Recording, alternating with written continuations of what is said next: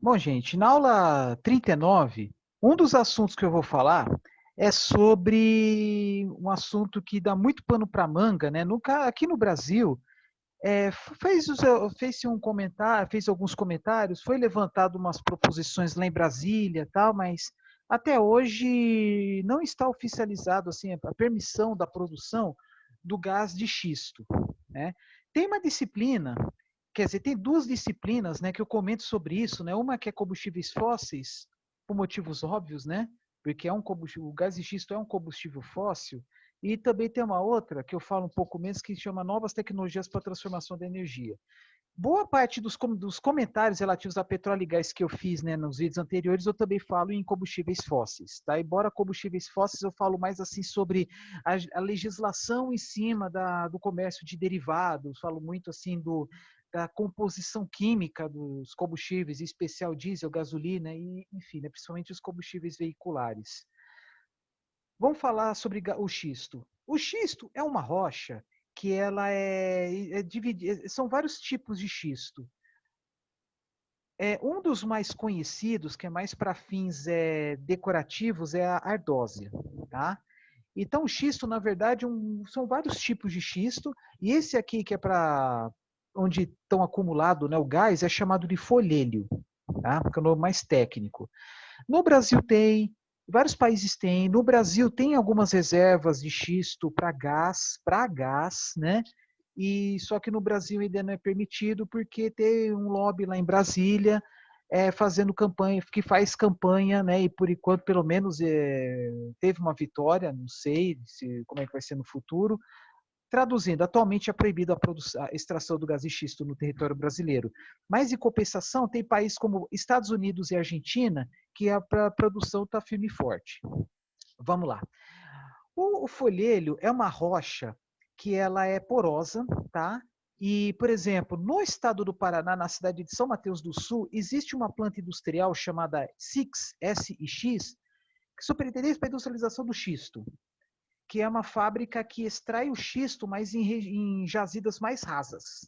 Então extrai, né, em jazidas a céu aberto, vai extrair, né, o que é sólido, né, e consegue extrair o óleo desse xisto. Então é uma rocha, além de porosa, ela é oleosa. Então tritura-se a rocha, passa por processos químicos para extrair o óleo, que é um óleo que tem propriedades semelhantes ao do petróleo e depois ele leva para refinar. Visto que no estado do Paraná também tem uma refinaria da Petrobras, que é lá na cidade de Araucária, região da Grande Curitiba, região metropolitana de Curitiba. Então, extrai-se do óleo de xisto, extrai os derivados, gasolina, diesel e assim por diante, que nem o petróleo convencional. Só que a planta é muito pequena, então, assim, a quantidade de óleo produzida não se compara de uma plataforma na Bacia de Campos ou Bacia de Santos, tá? Poucos países fazem isso, a extração do óleo de xisto. O único país do mundo em que o xisto ele tem uma participação relevante, xisto como óleo de xisto tem uma participação relevante na matriz energética é a Estônia. Não é à toa que é um dos países que geram mais, que emitem, né, emitem mais CO2 por energia gerada, elétrica gerada no mundo, porque boa parte da matriz energética e também elétrica deles é utilizando o óleo de xisto. Na Estônia, que é um país pequenininho, lá no leste europeu, era uma ex-república soviética, né, e também uma das repúblicas, entre as soviéticas, uma das ex-soviéticas é uma das mais desenvolvidas. Bom, também chamado de país báltico, junto com Letônia e Lituânia. Na Argentina, existe um campo chamado Vaca Muerta, que é mais lá no interiorzão da Argentina, em que há uma produção já em larga escala do gás de xisto, e como a malha de gasodutos é até maior que a do Brasil, o investimento na construção de ramais, nem gasodutos, vamos dizer, ramais de gasodutos, não foi tão cara, porque já tinha, né, já tinha, né, uma rede já existente. E aconteceu a mesmíssima coisa nos Estados Unidos, porque lá tem um campo que é o maior do mundo chamado Marcellus, que ela é mais ou menos paralelo ao Oceano Atlântico. Pega lá os estados dos estados do leste, mas é mais para o interior, na região dos Montes Apalaches, que é pegando lá Pensilvânia, regiões mais interioranas lá do estado de Nova York, bom, já falei Pensilvânia, Virgínia, é mais para dentro, talvez Kentucky, enfim, por ali. Ohio, talvez. é mais assim, paralelo, mas não próximo ao litoral atlântico dos Estados Unidos, né? E outras iniciativas, talvez na Polônia, talvez produzam, não tenho certeza. O grande diferencial econômico nos Estados Unidos, da mesma forma que na Argentina, já tinha uma malha já consolidada, talvez a maior malha do mundo de gasodutos, algo em torno de talvez 2 milhões de quilômetros de extensão, algo enorme. Primeiro, porque essa bacia de Marcelos ela está próxima às grandes cidades do litoral leste, Nova York, Washington, Baltimore, Pittsburgh, que é mais no interior, né? Filadélfia, Boston mais para cima, nem tanto, né? Washington e assim por diante, né? Então, a produção está próxima ao consumo e uma malha já existente, então foram construídos apenas alguns ramais. E na Argentina, apesar de estar bem distante de Buenos Aires, mas já tinha gasoduto só passando lá perto. Isso possibilitou o quê? Um fornecimento de um gás barato, a ponto que nos Estados Unidos, né, sempre importadores viraram exportadores, e o preço do gás caiu tanto, não apenas nos Estados Unidos, mas no mercado mundial, né, porque aumenta a oferta, o preço cai. Aumentou tanto que a oferta que o preço caiu e tornou possível investimentos em indústrias que utilizam inclusive o gás para fins não energéticos. Só para ter uma ideia, a brasileira Braskem, ela estava para instalar uma planta no estado do Texas, uma planta de produção de plásticos, aproveitando, né, o preço mais em conta do gás natural. Mas o que acontece? Extrai o gás de xisto, processa, né, ele, né, extrai as impurezas, umidade, etc., já leva na rede de gasodutos. Por quê? O gás de xisto tem uma composição mais ou menos parecida com o gás natural, mas depois de processado, tratado, é tudo metano. Tá? Mesma coisa na Argentina. Então, a oferta nos Estados Unidos caiu tanto que atraiu investimentos graças à disponibilidade de gás barato. Só que aquela história. Gás barato, porém, os investidores que exploram e comercializam o gás, eles não investiram em tecnologias para minimizar os impactos ambientais. Tem um termo técnico que é para isso, é internalização das externalidades. É um termo que era para ter falado há muitos vídeos atrás, porque ele pode ser usado em muitos aspectos. O que é internalizar uma externalidade? É trazer para si a culpa. É trazer para si as consequências de alguma atividade desenvolvida por ti, mas que causou consequências para o vizinho. Então, por exemplo, queima de carvão mineral para ir uma usina termoelétrica. Emite CO2 para a atmosfera. No passado não muito remoto, emitia enxofre e metais pesados como mercúrio, causando diversos problemas ao meio ambiente e à saúde. E dizem que agrava efeito estufa, né? Então, alguns países obrigaram que essas usinas inserissem tecnologias ambientais para diminuir o impacto negativo, que é chamado mitigação dos impactos. Mitigar é assim, é diminuir para que não cause efeitos ao vizinho. Tá? Só que o que é internalizar uma externalidade? É você investir em algo que a culpa gera tua. É algo que era para você já ter feito antes, mas quem que está pagando pelos seus atos? O vizinho. Tá? Então, o que acontece? É uma atividade desenvolvida por alguém e que causou impactos negativos ao vizinho, né? No caso das termoelétricas a carvão mineral, né? Poluição do ar. E no caso do gás de xisto, é não apenas isso, também poluição da água do lençol freático. Por quê? Primeiramente, eu vou explicar como é que funciona o processo. Dá para usar um pouco da infraestrutura, um pouco da mão de obra vinda do petróleo e gás para a produção do gás de xisto. Só que a diferença é o quê? Esse gás de xisto tão polêmico, ele é extraído de jazidas de folhelho, né? Que ficam em regiões tão profundas que é impossível construir túneis ou escavar céu aberto. É muito fundo. Então, lá nos Estados Unidos, isso há 20 anos atrás, acho que menos de 30, desenvolveram uma tecnologia inédita no mundo que é chamado fraturamento hidráulico. Por que dá para pegar a mesma mão de obra do petróleo em alguns aspectos? Porque chama os geólogos para fazer análise do solo, análise sísmica, provoca uma vibração sonora por meio de sonares, né? Por que é sonar? Alguém emite, o sonar recebe. É para fazer análise geológica, isto é, pelo resultado, pela frequência e pela intensidade que o som que você emitiu ao receber, porque a máquina emite um som. Certamente imperceptível ao ser humano e perceptível aos animais, né? Uma frequência aí talvez muito acima do que o som os ouvidos detectam. Emite o som que tem uma frequência e tem uma intensidade.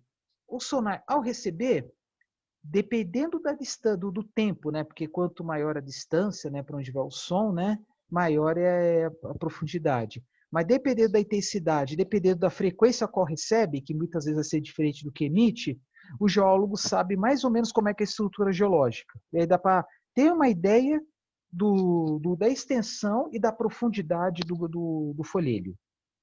Tá? E é uma rocha porosa. Então, além do óleo, né, que tem lá, né, mas no caso aí, como eles não vão extrair, não vão retirar, não vão arrancar o xisto, eles só vão arrancar o gás dentro dos poros e das trincas existentes naturais que tem no xisto. Só que eu falei, tem um pouco de trinca, tem muitos poros nas rochas.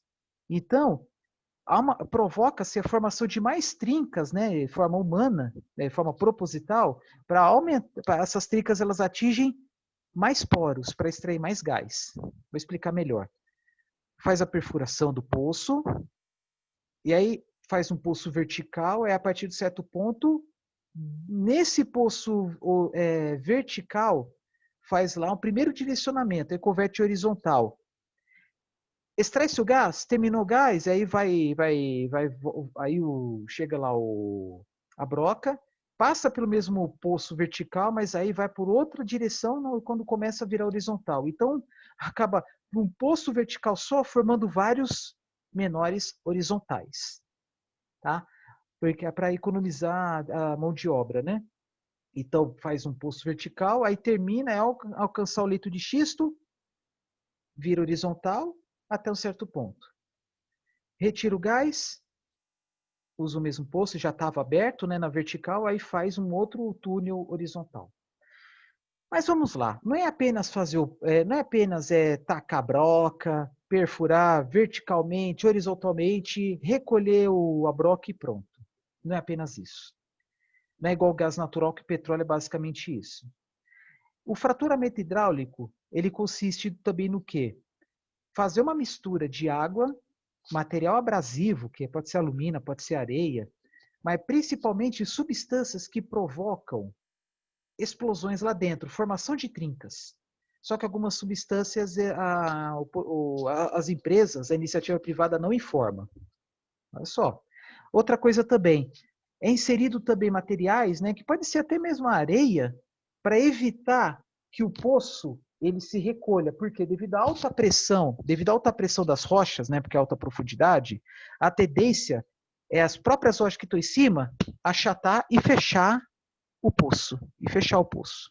Então é necessário colocar areia, outro material, para mantê-lo o poço aberto. É como se fosse, como é que se fala? Fundação, né? Pilastras dentro do poço, para segurar aquelas rochas.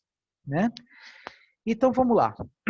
E aí o que acontece? Depois de fazer o poço, faz essa mistura, né? Então precisa de grande quantidade de água para fazer a mistura, né? Porque a água vai ser o veículo, vai ser o fluido, né? Para levar substâncias que realmente vão ser essenciais para segurar o poço, para não ruir, para não fechar, para não ceder e também para provocar as trincas. Então o que vocês podem ver aqui? Gás polêmico, exploração do xisto proibida em alguns países terá início no Brasil. Na verdade, não foi, até onde eu sei não foi aprovado. Isso aqui acho que eu tirei pelo formato das letras, deve ser da Folha de São Paulo. O que é? É o gás que fica aprisionado em rochas de baixa permeabilidade. O gás convencional migra com facilidade das rochas onde foi formado para os reservatórios. Tá?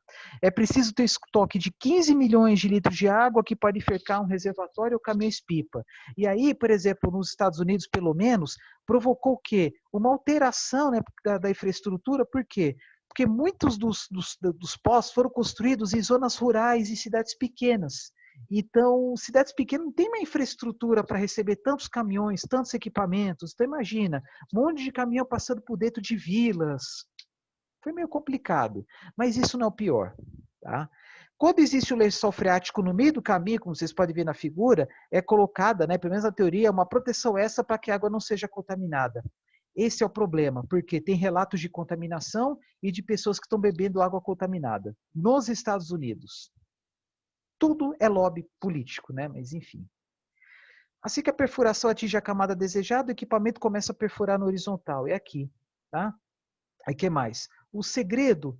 Opa, aqui, desculpa, aqui vai. O segredo para a produção de um grande volume de gás é atingir uma extensa área superficial, isto é, investe-se muito na superfície, então faz vários poços usando aquela mesma estrutura. São provocadas pequenas explosões que criam microfissuras nas rochas para aumentar a área de abrangência, para extrair mais gás. Com as rachaduras, o gás preso nas rochas é liberado e segue para a superfície. Riscos operacionais: explosões, incêndios, né? Mexe com, no caso, o gás de xisto é um produto inflamável, obviamente. E os materiais usados para provocar as trincas, lá, o tal do fraturamento hidráulico? Eu mesmo não sei, eles não divulgam. Pode ser que tenha até produto radioativo, sei lá. Vazamento de fluidos contaminando o solo e o lençol freático, danos aos poços já perfurados, danos aos empregados. Riscos geológicos ambientais, vazamentos subterrâneos, contaminação dos aquíferos e seus desdobramentos e suas consequências, danos aos reservatórios produtores e até mesmo danos causados por abalos sísmicos. Isso eu não sabia. Bom, não sabia, mas é coerente, né? Porque você vai fazer uma perfuração no subsolo e embaixo de mora um monte de gente, se extrai muito gás, extrai muito fluido, extrai muitas rochas, a tendência é o solo ceder. Isso aí não é apenas com gás de xisto. Tá? Até dizem que em Criciúma, que é sul de Santa Catarina, isso acontece porque ela tem muita exploração de carvão em túneis, né? A quilômetros de profundidade, não, centenas de metros de profundidade, inclusive. Então, isso está causando um grande problema, principalmente devido à contaminação do lençol freático, que é a água que é usada para irrigação, para alimentação animal e para alimentação humana. Tá? Então, há uma grande discussão acerca disso. Aí no Brasil, foi por enquanto proibido, mas tem reservas. Aqui, ó, 245 bilhões de pés. Bom, aí tem que fazer as medidas, né? Porque isso aí é material de estrangeiro, embora esteja em língua portuguesa. Tá? Mas, enfim, é uma quantidade razoável, né? Porque assim, tem menos que Canadá, Estados Unidos, Argentina, México, mas enfim. Se está entre os maiores do mundo, no Brasil, né? E tem grandes reservas aonde? Bacia do Rio São Francisco, Minas Gerais. Bacia do Parecis, Mato Grosso, entre outros lugares. Tá? Só que no caso do Brasil, como a rede de gasodutos está restrito aí a Mato Grosso do Sul e Mato Grosso do Sul, Amazonas e litoral, então há uma necessidade de investir pesadamente em gasodutos para chegar até nessas regiões que são regiões assim carentes de infraestrutura, tá? Onde mora pouca gente, onde não tem e também industrialização incipiente, tá? Aqui quando fala petróleo, também é o óleo de xisto. O Brasil produz, tá? E gás, no Brasil atualmente é proibido, né? Mas enfim, vocês estão vendo que tem grandes reservas no mundo inteiro, né? Que podem ser essenciais aí para manter o volume de petróleo e gás por um longo período de tempo. Tá? Mas aí tem a grande questão da contaminação. Existem vídeos falando sobre isso, inclusive vídeos brasileiros, né, falando sobre as vantagens, né, as implicações econômicas e os problemas ambientais e sociais causadas pelo gás de xisto, especialmente na bacia de Marcellus, lá nos Estados Unidos. Tá? Então é isso. Aqui é só reservas, não está falando de produção. Aí, o que eu falei, bacia sedimentares, eu falei bacia do Parecis e do bacia do São Francisco, mas tem outros, Paraná, Recôncavo, Baiano, Parnaíba, tá? Entre outros, né? Então, aqui onde poderia extrair o gás não convencional, que é o gás de xisto, tá bom? No SIX, que é lá no Superintendência para a Industrialização do Xisto, em São Mateus do Sul, no Paraná, agora há pouco eu falei que extrai-se o óleo, né? E o material residual, que é a rocha, né, triturada, pulverizada, ela pode ser usada, nesse comercializa para misturar, para ser usada como fertilizante, tá? Bom, o vídeo está curto, então vamos falar do carvão mineral. O carvão, ele é dividido, né, ele é separado, né, devido aí à qualidade. Mas as principais classificações, assim, tem lá o antracito, que é o melhor de todos, aí depois vem a hulha, depois o lignito, o lignito, enfim, e depois a turfa. A turfa que tem pior qualidade e o antracito melhor. Como falei várias vezes, vou falar de novo. A qualidade do carvão mineral se dá pelo poder calorífico, quanto maior poder calorífico inferior ou superior, que seja o poder calorífico, quanto maior melhor. Menos umidade e menos cinzas geradas, melhor. A turfa foi formada em períodos mais recentes, tá? E se falando de eras geológicas, é a qualidade inferior, tem mais umidade. Mas dependendo da situação, em pequenas indústrias, aquecimento doméstico, dá para ser usado. E também ele é dividido em carvão metalúrgico ou carvão vapor. Carvão metalúrgico é aquele que vira coque e é usado na metalurgia, na siderurgia. E o carvão vapor ele é mais usado para queima, tá? Em termoelétricas. Então, por exemplo, mas assim, gente, alguns deles que eu falei, por exemplo, antracito, ulha e lignito, ele pode ser usado como se fosse carvão vapor. Mas também pode ser usado como carvão, pelo menos, né, o antracito e... Não, pelo menos os três também, os quatro, né, que é antracito, ulha, lignito e turfa, pode ser usado como carvões vapor, para gerar energia elétrica. E até onde eu sei, a ulha não, os outros três sim, pode ser usados como carvão metalúrgico. Então, o nome metalúrgico e vapor, carvão metalúrgico e carvão vapor é mais assim, destino. Tá? Aí tem carvão, vapor com vários números, tem uns números lá, desculpa, eu não lembro, mas eu tinha mostrado aqui vários slides atrás e se tratando de emissões. É que tem uns números aqui, mas não vou lembrar de cabeça. Mas vamos lá, está mais perto. Aqui. Carvão vapor 6.000, 4.500, poder calorífico, esses números aqui. Vocês estão vendo que é tudo carvão vapor. Poderia ter carvão metalúrgico, mas aqui está falando de emissões por geração de eletricidade. Então, esses números aqui são para poder calorífico. Tá? É outro critério de classificação, mas no caso aqui, entre os carvões vapor. Vou voltar como estava antes. Estava aqui. Então, vamos lá. Carvão vapor. Carvão vapor. Vocês estão vendo aqui 100% geração de energia elétrica. Tá? É mais, como falei, mais pensando no destino. Tá? Aqui tem produção. Aqui, quando o número está positivo, balanço, exportação, importações, quando é positivo, o Brasil mais importa que exporta. Até onde eu sei, o Brasil não exporta carvão, acho. Mas com certeza aqui o balanço está negativo. Variação de estoques, perdas e ajustes, alguma perda no meio do caminho, erro de cálculo, acontece. Então, no caso aqui, produção mais importação, menos exportação, mais perdas, vai dar o quê? Consumo. Tá? E aí tem o quê? Transformação, consumo final aqui, consumo final energético. Tá? Desculpa, eu corrigi aqui, confesso que eu achava que carvão vapor era só para geração elétrica, tá? Mas olha só, corrigido o meu erro. Carvão vapor usado tanto para energia elétrica quanto também pelas indústrias. Aqui, ó. A siderurgia também usa o carvão vapor para virar coque. Olha só a quantidade, na maior parte das indústrias vai para o ferro gusa. Aí outras em número menor, né? Não ferroso. Quando fala não ferroso, é indústria do alumínio, por exemplo, que é o que mais consome energia entre os não ferrosos. Aí tem outros aqui em quantidades menores. Química, cerâmica, alguma coisa para celulose, mas vai depender muito da localização da usina de celulose. Por exemplo, tem usina de celulose no Rio Grande do Sul, lá eles produzem carvão. Tem usina de celulose chamada Cenibra, lá em Minas Gerais. Lá tem várias siderúrgicas que consomem carvão para produzir coque.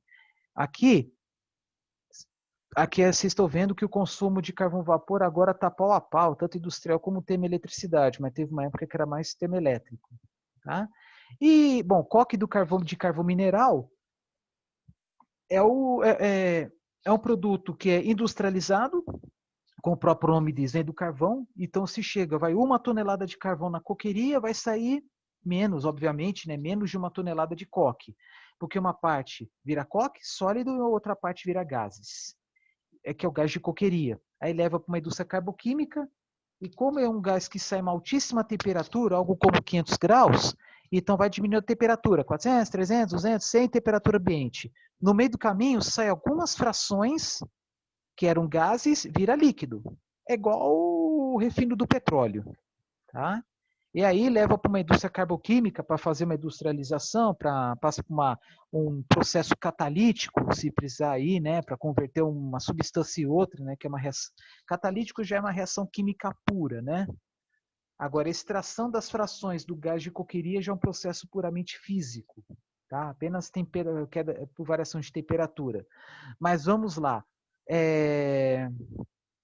O Brasil produz coque, obviamente, na siderurgia, né? Na siderúrgica, mas pelo jeito também importa. Tá? O carvão mineral já processado que virou coque. Aí tem o consumo total. Só que aqui todo o coque vai para a indústria, quase toda ela, siderurgia. Um pouco vai para converter alumina e alumínio, tá? Que tem um processo lá, né? Acho que é Haber-Bosch, não lembro, mas isso não importa, né? O processo converte alumínio em alumínio.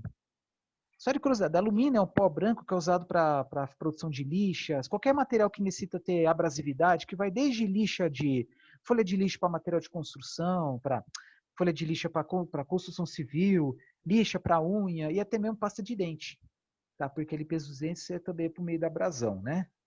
Enfim.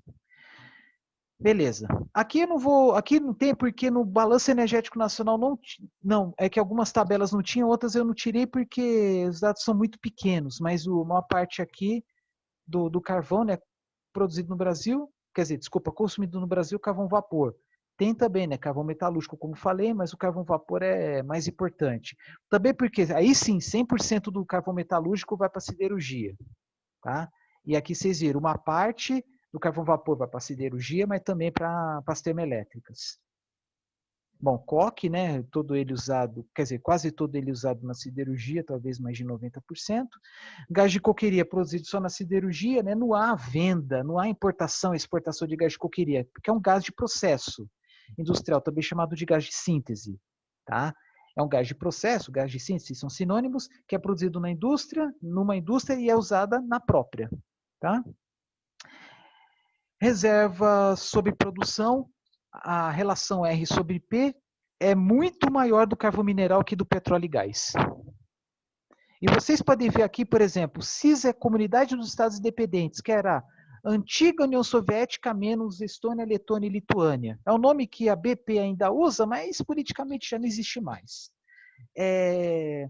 A queda aumentou muito devido ao grande consumo. Vocês estão vendo aqui, de 99 para 2019, foi 20 anos, mas a relação reserva sobre produção caiu de 750 para 330 anos. Relação, né? Reserva sobre produção caiu de 750 para 330. E reserva sobre produção geralmente em períodos anuais. O que acontece? Se a relação RP caiu muito mais do que o período, é porque o consumo aumentou muito, pensando também nas exportações. Porque, poxa, você não descobre nenhuma jazida e se passou 20 anos, é natural que a relação RP caísse a mesma coisa, 20 anos. Mas aqui caiu algo como 400, né, ela diz 750 para 320, caiu muito. Por quê? Porque aumentou muito o consumo e as exportações. Aproveitando, né, que essas grandes reservas, às vezes uma extração do carvão mais fácil, né, porque o carvão tem cotação também no mercado mundial, né, uma commodity cotada em bolsa de valores, que nem petróleo, que nem gás natural, claro que depende do tipo, e enfim, né, às vezes a produção é fácil, logística já desenvolvida, plenamente desenvolvida, então vamos aproveitar. Aqui verde, né, que o único que cresce bem é a América do Norte, aqui azul é a Europa, tá? E a participação da América do Sul e América Central não é tão grande assim, tá? Se me engano, a América do Sul, as maiores reservas acho que estão na Colômbia, não tenho certeza. Produção por região, Ásia e Pacífico, tá aqui, tá? Em especial na China, que tem as maiores reservas do mundo. E aqui a cotação do carvão, que é dado em dólar por tonelada. Tendo picos aí chegando a, vamos colocar em média aí, 80 dólares por tonelada. E aqui tem várias cotações, né? Noroeste europeu, região dos Apalaches, o carvão da região dos Apalaches, lá nos Estados Unidos, enfim.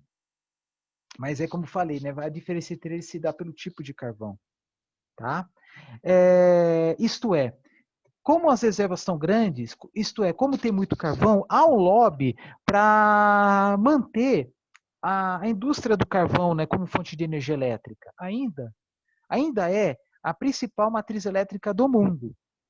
Só que há uma campanha contra ela devido às emissões, embora tenha as usinas que estão sendo construídas já estão poluindo menos, já estão mais modernas, tanto devido a tecnologias ambientais como mais ciclones, mais precipitador eletrostático, mais filtros de mangas, mais scrubbers, que são chuveirinhos que borrifam gotas muito finas.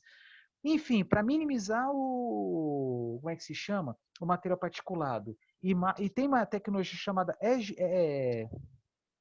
SCNR, que é semelhante ao SCR que tem nos caminhões a diesel. O caminhão a diesel, os mais modernos, têm SCR, que é redutor catalítico seletivo, que usa uma mistura de água com Arla 32, que é 32,5% de ureia. É quase como a nossa urina. Agora, na geração elétrica usando carvão, eles não usam ureia, eles usam amônia mais forte. Aí é SCNR, que é redutor catalítico não seletivo. Mas no final das contas, o objetivo é o mesmo: é reagir quimicamente o NOx gerado pela queima do carvão mineral a alta temperatura e converter NOx em N2, que é o gás que tem na atmosfera. Por quê? Nos vídeos atrás eu falei, NOx em contato com a radiação solar gera ozônio que causa aí desconforto, prejudica os pulmões, causa incômodo à garganta, ao nariz e aos olhos. Tá? Então, as mais modernas têm lá tecnologias para minimizar as emissões de material particulado e para minimizar NOx e também minimizar a emissão de enxofre, tá? Para evitar a formação de chuva ácida. Tá? Porque os principais poluentes, os principais NOx, SOx, material particulado, mas também o monóxido de carbono. Mas aí é só melhorar a processo de combustão, injetar mais oxigênio, caso mais ar, para, em vez de gerar monóxido, gerar dióxido de carbono, aí aumentando a eficiência energética. Bom, mas mesmo assim há campanhas contra, né, a queima do carvão mineral, também pensando aí, né, no impacto ambiental que causa, né, as jazidas a céu aberto. Na Alemanha, às vezes, tem caso de cidades que são demolidas para a expansão das jazidas de carvão. E também, né, porque existem tecnologias mais ambientalmente aceitas, né, que não poluem o ar diretamente, no caso de geração eólica e fotovoltaica. Por conta de tudo isso, na minha opinião, é algo imprevisível. Não sei se a geração elétrica usando carvão mineral vai continuar sendo uma das principais fontes no mundo de eletricidade. Principalmente porque as tecnologias concorrentes estão caindo os seus preços aí, principalmente nos leilões de energia elétrica. Tá?